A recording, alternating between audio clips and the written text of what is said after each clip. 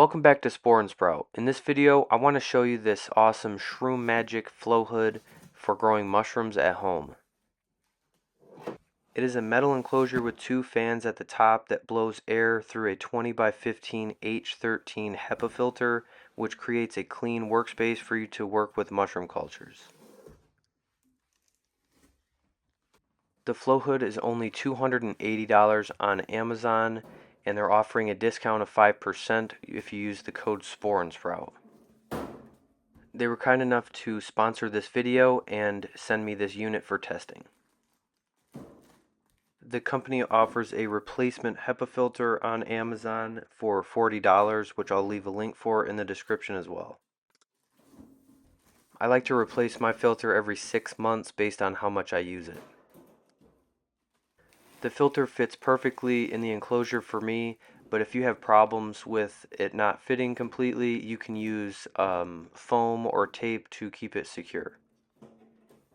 All you have to do is use the power adapter to plug it in, and then it's ready to go.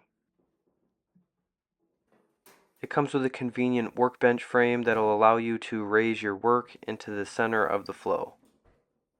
I recommend starting at 2/3 speed, which is the first knob, so you just turn on the power button and then turn it to 2/3 speed, and then the second knob turns on the light.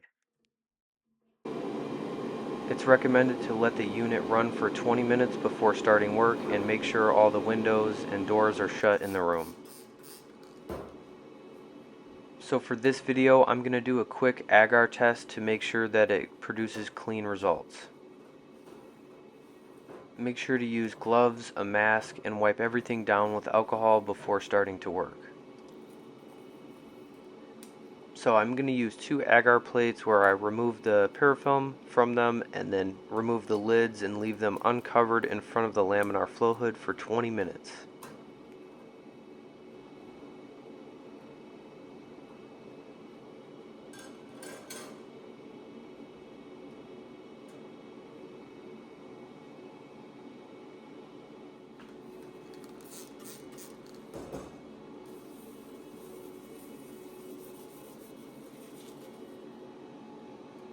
After 20 minutes of the nutrient agar plates being left uncovered in front of the laminar flow, I put some new parafilm on them and then incubate them for 14 days at 75 degrees Fahrenheit.